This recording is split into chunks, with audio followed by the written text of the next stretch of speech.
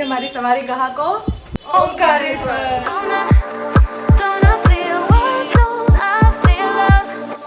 I see the flaws bend beneath me. Crazy how it's easy to see. Nah, I let it move and control me. Gone with the stars, don't even try to get me back. Good morning guys, this is day 2 in Ujjain and आज हम लोग निकलेंगे ओमकारेश्वर के लिए। And मैं finally सोई हूँ अच्छे से बहुत देर तक। दीदी लोग सुबह सुबह भस्म आरती के लिए निकल गए थे, but as you guys know कि भस्म आरती के लिए आपको टिकट्स लगती है जो कि बहुत पहले से होती है और हमारे स्लॉट्स हमें मिले नहीं थे। हमने ऑनलाइन भी ट्राई किया था और ऑफलाइन भी नहीं मिल रही थी, तो बट वो लोग गए थे 4 बजे, तो उन्हें एंट्री तो मिल गई थी लेकिन आरती देखने के लिए नहीं मिली। उसके बाद वो लोग दर्शन करके वापस आ रहे हैं, अभी दर्शन करने दे देते हैं। एंड यस अभी आज हम लोग ओमकारेश्वर के लिए निकलेंगे। अभी 8 बजे का यहाँ से चेकआउट टाइम है एंड मैं आपको बाहर का नज़ारा दिखाती हूँ कितना ठंडा है। ओ माय गॉड, रात को इतनी ठंडी, दिन में इतनी गर्मी। मेरे को देखो ना सर्दी सर्दी लग रहा है बिकॉज ऐसा अजीब सा मौसम है। मैं अभी आपको दिखाती हूँ बाहर का नज़ारा, क्योंकि हमारा जो रूम है वो महाकाल कॉरिडोर जो हमने कल आपको दिखाया था कितना सुंदर है, उसके जस्ट सामने में है और उसके एक गेट के सामने में उसके 3 गेट्स हैं। तो चलिए आपको दिखाती हूँ। ये देखो ठंडी, ब्यूटीफुल, बहुत ही ठंडी है। एंड ये एक गेट है, एक गेट इसके इधर है और एक गेट इसके पीछे है। तो हमारा जो रूम है वो एकदम उसके सामने में है एंड काफ़ी ठंडा और सुंदर है। अभी भी लोग जा रहे हैं दर्शन करने के लिए, कुछ लोग आ भी रहे हैं। ये हमारा मॉर्निंग का ब्रेकफास्ट है, सुबह सुबह दीदी लोग लेकर आए हैं और अभी हम लोग रूम खाली कर रहे हैं। अभी हम लोग आए हैं ये वाला टी शर्ट लेने के लिए, ये या फिर ये वाइट, ये हमने ले आया है, अब हम इसे पहनेंगे। हम लोग पहन लिए हैं ये जय महाकाल वाले टी शर्ट्स। ये काफ़ी अच्छा भी लग रहा है एंड थोड़ा ढीला भी लग रहा है, लेकिन क्या कर सकते हैं, सफर में तो चलो ऐसे ही पहनता है। हमारी सवारी कहाँ को? ओमकारेश्वर। तो बस फिर महाकालेश्वर से निकलने का समय आ गया था। हम लोगों ने एक टोटो पकड़ी और उसने हमें छोड़ा बस स्टैंड और उसने हमसे लिए 60 रुपये। वैसे वो 80 मांग रहा था। कैसा रहा आपका ट्रिप यहाँ का? बहुत अच्छा, बहुत ही शानदार और एकदम मतलब आत्मा खुश हो गया। एक बार तो आना ही चाहिए लाइफ में यहाँ। बिल्कुल 100% सच बात कही दीदी ने। यहाँ पर एक बार अपनी लाइफ में आना बनता है मेरे दोस्त, ज़रूर आना। तो फिर हमने बस स्टैंड से बस पकड़ ली जो कि 1 वे का किराया था 220 रुपीज़ और 2 वे का किराया आई गेस 370 रुपीज़ था। तो आप चाहें तो 2 वे टिकट भी बुक कर सकते हैं, यानी कि सेम बस आपको यहाँ से उज्जैन से ओमकारेश्वर लेके जाएगी। आपको 3-4 घंटे का समय दिया जाएगा। उस बीच में अगर आपके दर्शन हो गए तो ठीक, अगर नहीं हो पाए तो क्या ही कर सकते हैं। और आपकी रिटर्न जर्नी 5 बजे के अराउंड उनकी टाइमिंग रहती है सब बसेस की अलग अलग, तो उससे आप कर सकते हैं। तो भैया हमें तो मिली थी लास्ट वाली सीट और वहाँ पे इतने धक्के लग रहे थे, इतने उछाल हो रहे थे कि क्या बताएं। नहीं अंकल आगे सोचने का नहीं, जो करने ऊपर वाला करेगा। पहले दर्शन कर लेते हैं फिर बाद में जाएंगे ऊपर। So we met these cute uncle aunties and पूरे रास्ते हमने बहुत मज़े किए एंड इनके साथ बहुत अच्छा लगा। बिल्कुल अंकल आंटी ने मम्मी पापा वाली फीलिंग दी एंड यही तो ब्यूटी है ट्रैवलिंग की। आप नए लोगों से मिलते हैं और बहुत कुछ सीखते हैं। हम लोग हैं ढाबे पे कुछ नाश्ता वाश्ता करने के लिए और फिर अभी हम लोग जाएंगे बस में वापस ओमकारेश्वर। लो भाई, ये हम लोग ढाबे में रुके हैं और यहाँ पे वायरल हो गई ओमकारेश्वर। अभी हम जा रहे हैं ओमकारेश्वर। ट्रैवल में अंकल आंटी भी मिल गए हैं और हम लोग साथ में ट्रैवल कर रहे हैं और बहुत अच्छा लग रहा है इनसे मिलकर। और ये रही हमारी दीदी। लाइक कमेंट शेयर करना है। मैं यूट्यूब में डालूंगी आपको वीडियो, देखिएगा। आंटी भी मिल गई है, अंकल पता नहीं कहाँ है। अंकल और हम सब एक साथ ट्रैवल कर रहे हैं बस में and this is the beauty of travelling because आपको बहुत सारे नए लोग मिलते हैं और आपको बहुत अच्छा लगता है सबसे मिलकर। तो ये हमारे अंकल जी। अच्छा लगा सबसे मिलकर, बहुत अच्छा लगा। एंड अंकल आंटी बहुत स्वीट है, बहुत ज़्यादा, एंड हमें बहुत मज़ा आ रहा है। और अभी आज पूरा दिन हम बहुत ज़्यादा इंजॉय करने वाले हैं ओमकारेश्वर में। जय महाकाल, जय महाकाल। तो कुछ पुराने और नए चेहरों के साथ ये ट्रैवल काफ़ी अच्छा जा रहा था। तो हम ढाबे पे रुके थे, वहाँ पे बहुत मज़ा आया। हम लोगों ने अंकल आंटी के साथ बहुत सारी मस्ती भी की और बस पहुँचने वाले थे हम, और ये है नर्मदा रिवर। तो बिल्कुल ओमकारेश्वर पहुँचने से पहले हमें ये गड्ढा मिल गया और इस गड्ढे से होकर हमारी गाड़ी निकलने वाली थी और बहुत डर लग रहा था क्योंकि गाड़ी पलटने का डर रहता है क्योंकि रोड के दूसरे साइड रिवर था। बट सब कुछ सेफली हो गया और हम लोग सही सलामत पहुँच गए। So we have finally reached Omkareshwar और हमें 5 घंटे लग गए हैं पहुँचने में। फाइनली अब हम पहुँच गए। अब हम जा रहे हैं मंदिर के पास और वहीं पर ही एक रूम लेंगे और आज थोड़ा सा रेस्ट लेंगे। बहुत हो गए, बहुत गर्मी है। एंड देन घूमने जाएंगे, मतलब दर्शन करने जाएंगे, सब घूमेंगे इधर रख करेंगे और कल इंदौर से हमारी ट्रेन है, ये विल बी पैक्ड। गजानन आश्रम समथिंग, और ये काफ़ी अच्छा दिख रहा है, सुंदर एंड लाविश। देखते हैं क्या है। टूरिस्ट लोग सब के सब यहाँ पे आए हैं। यार ये फ्रेम कितना सुंदर आ रहा है। गाइस थका गए हैं हम लोग, तो हम सब यहाँ उतर गए हैं और यहाँ पे रूम्स खाली नहीं है, तभी तो इतनी भीड़ लगी हुई है। बट ये फ्रेम देखो यार कितना सुंदर फट गए हैं गाइस। रूम्स अवेलेबल नहीं है और हम सब अपना पूरा बोरिया बिस्तर उठा के यहाँ पे आ गए थे। देखो भीड़ देखो यहाँ पे कितने सारे लोग हैं। चलो देखते हैं हम बाहर जाके। छोटा बच्चा कौन है? छोटा सा बच्चा क्या है? रसगुल्ला है क्या? तो भैया गजानन आश्रम में तो हमें रूम मिला नहीं, तो हम आसपास के होटल्स में चले गए थे पता करने के लिए कि कोई रूम खाली है या नहीं, बट बहुत ही कॉस्टली था। भाई लोग अगर आ रहे हो ओमकारेश्वर तो पहले से करा लो टिकट रूम की, वरना घूमना पड़ेगा दर बदर। वाह वाह वाह वाह बोलो वाह वाह। जय ओमकारेश्वर। बस अब ये है कि हम लोग रूम्स देख रहे हैं, बट सब बहुत महंगा महंगा बता रहे हैं और हमको रुकना ही कितनी देर है। बट देखते हैं, अंकल लोग भी गए हैं पूछने के लिए। तो भैया दर बदर ढूंढने के बाद हमें रूम तो नहीं मिला, लेकिन अंकल लोग को वहाँ रूम मिल गया था, तो हमने शिकंजी पी और फाइनली अपना बोरिया बिस्तर उठाकर हम लोग चले गए होटल के अंदर। और मैं ये दिखा रही हूँ आपको हमारा रूम, और ये कुछ ऐसा सा रूम था, हमने कूलर वाला रूम लिया था एंड ये कुछ छोटा सा था लेकिन काफ़ी अच्छा था, वहाँ पे फैसिलिटी भी काफ़ी अच्छी थी और ये घाट के पास था, एकदम वॉकिंग डिस्टेंस पे, तो full marks for that. Finally हम लोग नहा धो के तैयार हो गए। सो हम सुंदरियाँ रेडी हो चुकी हैं बाहर जाने के लिए ओमकारेश्वर, और हमने सबने साड़ी पहनी है, एकदम त्रिदेवी लग रही है हम लोग। Red orange yellow. सो चलिए चलते हैं, और हमने कुछ खाया भी नहीं है तो हमें अभी खाना खाने की ज़रूरत है, तो हम लोग खाएंगे और तुरंत यहाँ से निकलेंगे। अभी हम लोग आए हैं खाना खाने के लिए और 4 बज रहे हैं, सुबह से कुछ नहीं खाया, वही पोहा और थोड़ा सा जो क्या खमन ढोकला खाया था, बस उसके बाद कुछ नहीं खाया। तो अभी खाना खाएंगे और अभी हम लोग के दर्शन भी नहीं हुए, 4 बज गए हैं भाई, भीड़ मत हो बस। तो भैया खाना वाना खा के फाइनली हमें थोड़ी सी एनर्जी आई एंड 4 बज रहा था करीब, एंड हम लोग वॉक करते हुए पहुंच गए घाट के पास। एंड ये बहुत ही ज़्यादा सुंदर गलियां हैं एंड काफ़ी अच्छा लग रहा था वहाँ पे। मिल तो बहुत कुछ रहा था लेकिन हमने कुछ खरीदा नहीं क्योंकि पहले दर्शन करेंगे। हम जा रहे हैं बोटिंग करते हुए उस पार, और ये एक आइलैंड पे स्थित है, ये नर्मदा रिवर है एंड एक आइलैंड टाइप का बना हुआ है। एंड वो जो आइलैंड है वो ओम के शेप में होता है, इसलिए इसको ओमकारेश्वर बोलते हैं। एंड ये यहाँ का बहुत ही खूबसूरत सा दिखने वाला आइलैंड बोल सकते हैं। और उस पार जो है वो ओमकारेश्वर ज्योतिर्लिंग है, और इस पार जो है वो है मामलेश्वर मंदिर। तो दोनों की ही पूजा करनी पड़ती है। सिर्फ आप ओमकारेश्वर जाएंगे तो आपका वो पूजा संपन्न नहीं माना जाता, आपको मामलेश्वर ज्योतिर्लिंग में भी आना पड़ता है। तो ये कुछ ऐसा है यहाँ पे। और ये देखो इधर साइड है अपना, सकते हैं एक इस झूले से होके जा सकते हैं उस पर, या फिर बोट के साथ जा सकते हैं। तो हम लोग पहले बोट से जा रहे हैं और उसके बाद शाम को हम लोग ब्रिज पे भी जाएंगे, नहीं जाएंगे। और ये देखो भाई साहब, ब्यूटी देख लो।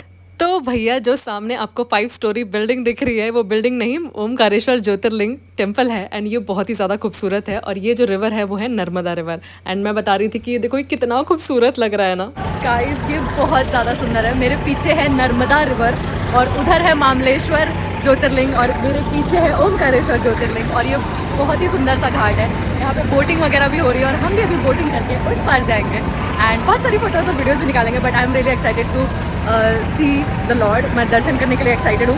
सो thank you Mahadev for calling me. And मैं बहुत समय से रट रही थी कि मुझे कहीं जाना है, मुझे घाट पे जाना है, मुझे बनारस जाना है, इसलिए मुझे बनारस जाना था।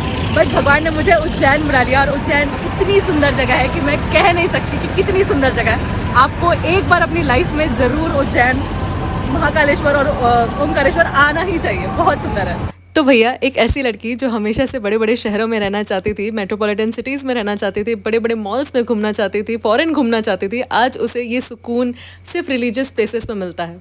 पता नहीं ये ट्रांसफॉर्मेशन कैसे हुआ है, बट ये हो चुका है। पूजा पाठ मैं हमेशा से करती हूँ, बट अब मुझे समझ में आ रहा है क्यों बड़े होते होते, बुजुर्ग होते होते जो हमारे घर वाले हैं वो स्पिरिचुअलिटी की तरफ इतने लीन हो जाते हैं। क्योंकि रिलीजियस प्लेसेस में, स्पिरिचुअलिटी में, भक्ति में इतनी शक्ति है, इतनी खुशी है, इतना पीस है जो आपको कहीं और नहीं मिलेगा।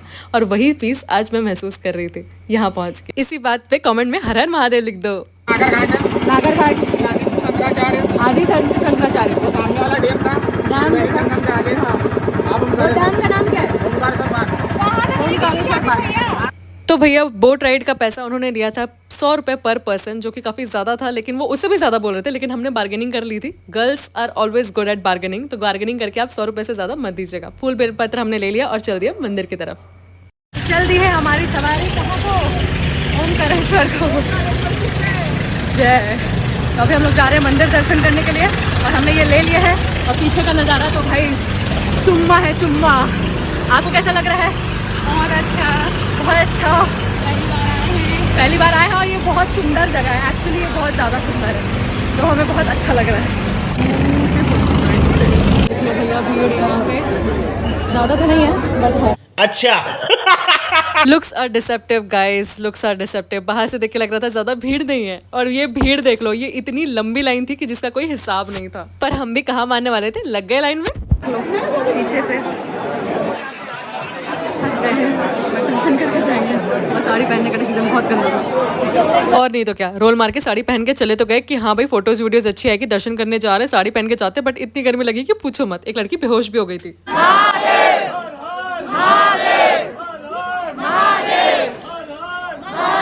पर हम भी कहाँ हार मानने वाले हैं, शिव भक्त है भाई। जयकारा लगाते लगाते चढ़ गए सीढ़ियां ओमकारेश्वर ज्योतिर्लिंग की, और वहां पे इतनी भीड़ थी, इतना धक्का मुक्की हो रहा था जिसका कोई हिसाब नहीं। पर कहते हैं ना, वो तीर्थ ही क्या जिसमें कष्ट ना हो। कष्ट से ही तो शिव मिलेंगे, कष्ट नहीं करोगे तो शिव कैसे मिलेंगे। जिनके हिस्से शिव आएंगे उनके हिस्से कष्ट आएगा ही आएगा। तो अगर आप भी कष्ट भोग रहे हैं तो बस जान लीजिए शिव आपके साथ हैं। तो भैया 3 घंटे गर्मी में धक्का मुक्की खाते खाते फाइनली हम लोग पहुंच गए ज्योतिर्लिंग के दर्शन करने के लिए 5th फ्लोर पे। मेरे मंदिर कैसा लग रहा है आपको? अच्छा, कोई दिक्कत नहीं है, लेकिन it is all worth it because हमारे दर्शन होने वाले हैं। तो भैया जहाँ जहाँ शिव वहाँ वहाँ नंदी बाबा। तो यहाँ पे मुख्य द्वार के पहले नंदी बाबा स्थापित हैं, और यहाँ पे मैं बोल रही थी कि फाइनली हम लोग पहुँच गए, और दीदी बोल रही थी बहुत कष्ट के बाद पहुँचे हैं। ऐसे नहीं मिलता भगवान की, बहुत तपस्या करनी पड़ती है। तो जो फूल बेलपत्र हम लेकर आए थे चढ़ाने के लिए, उसे हमें यहीं पे चढ़ाना होता है।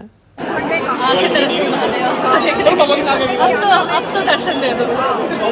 3 घंटे के कठिन परिश्रम के बाद ऊपर से ये साड़ी पहनने का डिसीजन बहुत ही बुरा था, बट तो फाइनली वो वक्त आ गया जब हम लोग एंटर कर रहे थे मंदिर के अंदर, मंदिर परिसर में। एंड वहाँ की एनर्जी बहुत स्ट्रांग है, बहुत ही अच्छा लग रहा था, दिल एकदम धक धक हो रहा था, आंखों में आंसू थे, मन में सारी चीज़ें चल रही थी कि भगवान क्या कहूँ आपसे, मैं आपका क्रिएशन हूँ, आपका अंश हूँ। मुझे पता है मेरे अंदर इमेंस पोटेंशियल है, आपने मुझे बहुत शिद्दत से बनाया है, और मैं कुछ बड़ा करने के लिए आई हूँ।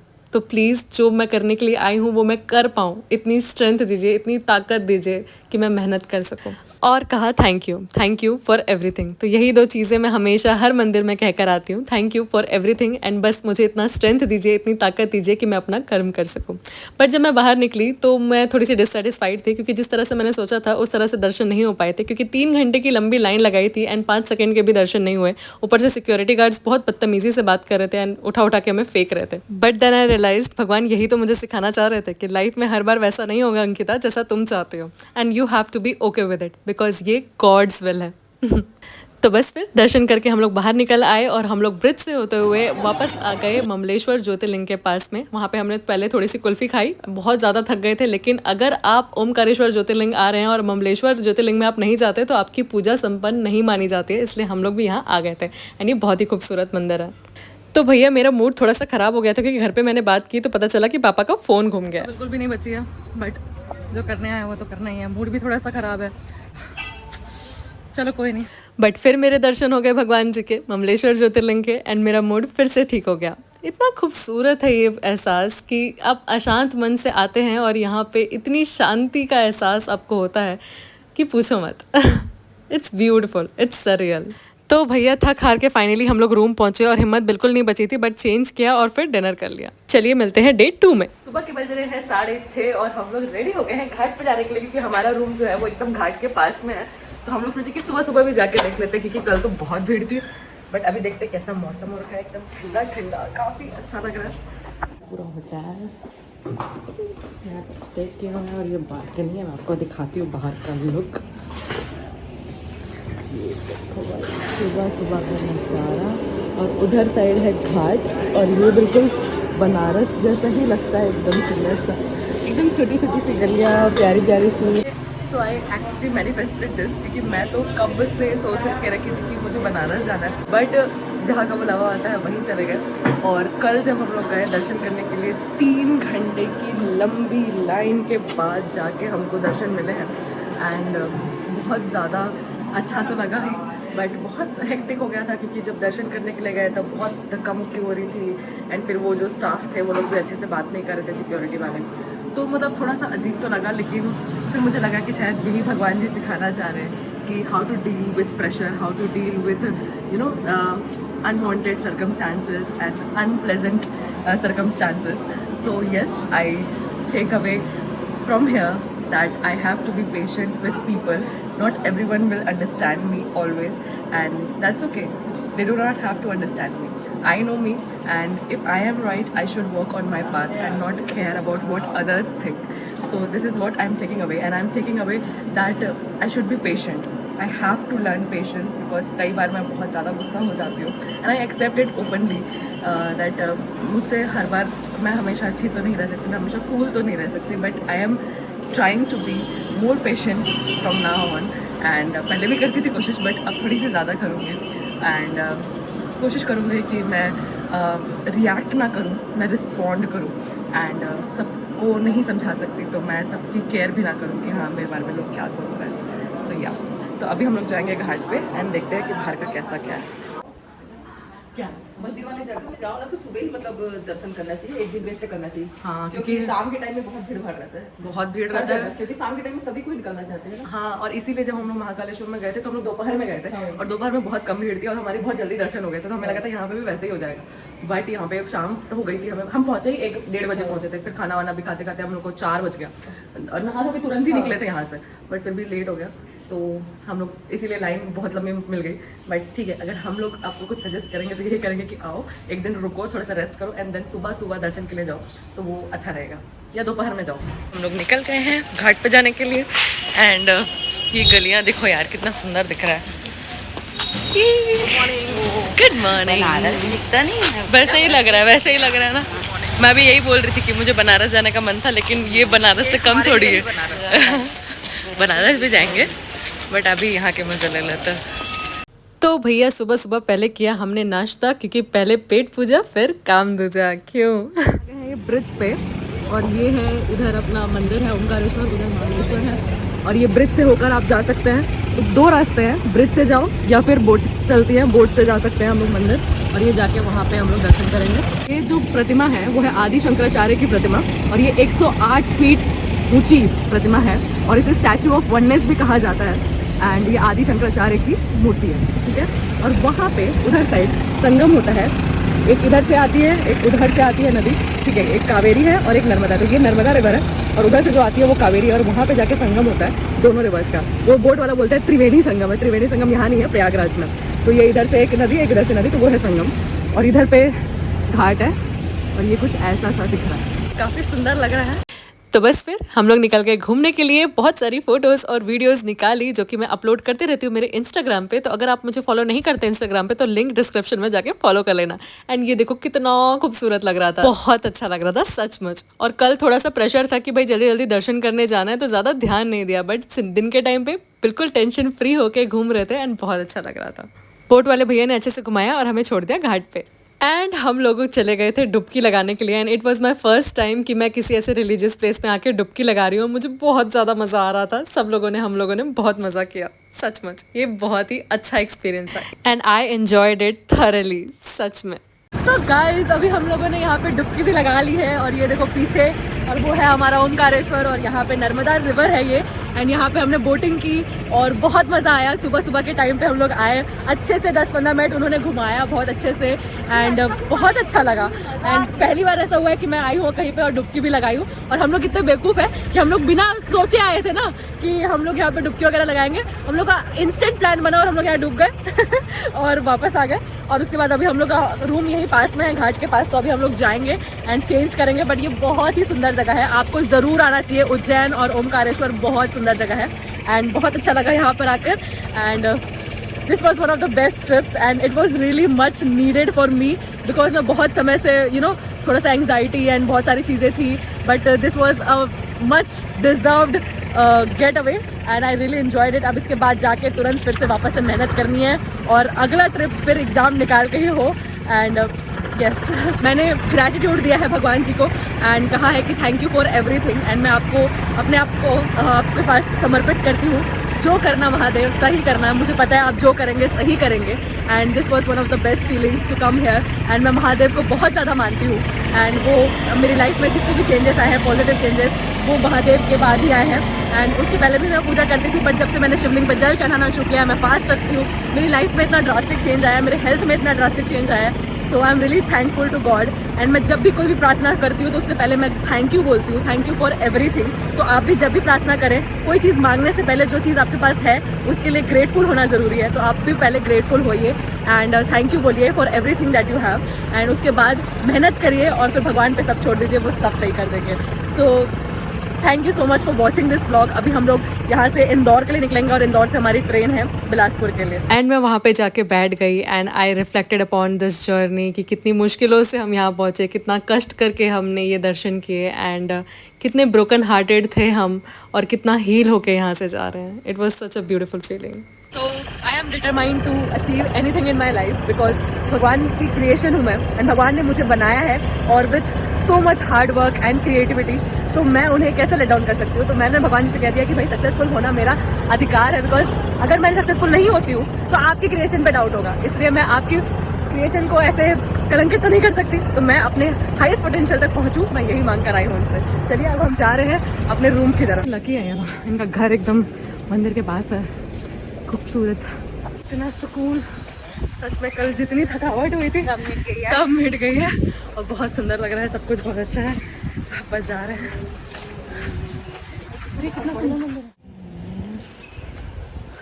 यहाँ पे चाय पी रहे हैं सब भीगे भीगे हम लोग। चलिए अब हम चलते हैं यहाँ से, ओमकारेश्वर से हम जा रहे हैं इंदौर और इंदौर से 4 बजे हमारी ट्रेन है और अभी भी आरएसी है हमारी। देखते हैं कंफर्म होती है या नहीं। 4 घंटे पहले चार्ट प्रिपेयर होता है, एक भी सीट मिल जाती ना तो आराम से सो के जाते हैं यार, आरएसी में नहीं बनता है। बट चलिए बहुत अच्छा रहा ट्रिप। अब हम चलते हैं इंदौर। हमारी सवारी बस स्टैंड की तरफ, वहाँ से इंदौर, इंदौर से बिलासपुर। आ गए हैं खाना खाने के लिए और फिर इसके बाद यहाँ बसेस है, बस स्टैंड में ही है, हम लोग खाना खा रहे हैं, फिर जाएंगे इंदौर। बहुत थकावट भी था लेकिन आज एकदम नहा के ना सच में सारी थकान दूर हो गई है। मेरे हाथ पैर इतने दर्द हो रहे थे, 2 दिन से मैं रोज़ अपने पैरों में तेल मालिश कर रही थी, तब जाके मैं ठीक से चल पा रही थी, क्योंकि बहुत लंबी लाइन थी कल तो, बाप रे पूछो मत। But it is all worth it, क्योंकि बिना कष्ट किए कौन सा तीरथ हुआ है आज तक, तो कष्ट तो करना पड़ेगा। बस फिर खाना वाना खाया और हमने बस पकड़ ली और बस से चले गए हम लोग इंदौर की तरफ। एंड ये जर्नी बहुत ही ज़्यादा खूबसूरत रही एंड आई होप आपको ये देख के अच्छा लगा होगा। यही तो फायदा है बस में आने का, यहाँ पे रुकते जाते हैं। तो भैया अगर आपने मेरा महाकालेश्वर व्लॉग नहीं देखा है तो क्या कर रहे हो, लिंक डिस्क्रिप्शन में जाके ज़रूर देखो। इंदौर से निकल रहे हैं स्टेशन की तरफ और फिर वहाँ से हमारी ट्रेन है, यहीं से खुलती है नर्मदा एक्सप्रेस, और इस बार भी टिकट कंफर्म नहीं हुआ, आरएसी में जाना पड़ेगा। चलो भैया हम चले आए इंदौर के स्टेशन, कट गया हमारा। वो टूरिस्ट क्या जो अपना कटवाए नहीं, तो हमारा भी कट गया है, लेकिन कोई बात नहीं, पहुँच गए हैं इंदौर स्टेशन, जाते हैं बिलासपुर। तो कटा कुछ ऐसा कि ऑटो वाले हमें बोल रहे थे कि हम 100 रुपये लेंगे, मैंने उनको जिद करके बोला कि नहीं 60 रुपये दूंगी, और पता चला कि वो 1 किलोमीटर भी नहीं लेकर आए, हमें 60 रुपये भी ज़्यादा दे दिए। चलो कोई नहीं। पिछले बार मेरे पास ये नहीं था और सब लोग ओढ़ के सो रहे थे और रात को इतनी ठंडी लगी थी कि मैं रात भर नहीं सो पाई थी जब हम लोग उज्जैन जा रहे थे। तो I had to buy this time, और ये मुझे घाट के पास ही मिल गया। एक जगह ठगाने वाली थी लेकिन फिर अंकिता तो अंकिता है, बार्गेनिंग भी कर लेती है और अच्छी जगह से खरीदती है, तो फिर मैंने खरीद लिया और ये मुझे सस्ते में भी पड़ा। और फाइनली अब मैं फाइन सो के जाऊँगी और अभी भी हमारी सीट कंफर्म नहीं हुई है, सिर्फ आरएसी मिली है, तो फिर से आप 2-2 करके सो के जाएंगे और तबियत बिल्कुल भी ठीक नहीं है। तो चलो जैसे तैसे पहुँचते हैं बिलासपुर। तो भैया नेक्स्ट डे मेरा फास्ट था, मंडे था, एंड मेरी तबीयत बहुत ज़्यादा ख़राब हो रही थी और मुझे कहीं फ्रूट्स नहीं मिल रहे थे। मैं चाहती थी भगवान प्लीज़ मेरा फास्ट मत तोड़वाना, एंड यू नो व्हाट, मुझे भोपाल स्टेशन में फ्रूट्स मिल गए। कहा ना मैं भगवान जी की फेवरेट बच्ची हूँ, जो मैं मांगती हूँ मुझे मिल ही जाता है। तो कुछ ऐसा रहा हमारा ओमकारेश्वर और महाकालेश्वर का सफ़र। तो आप मुझे कॉमेंट्स करके ज़रूर बताइएगा कि आपको ये व्लॉग कैसा लगा, and do like, comment and subscribe to my channel, and I will see you next time. और कॉमेंट करके लिख देना हर हर महादेव।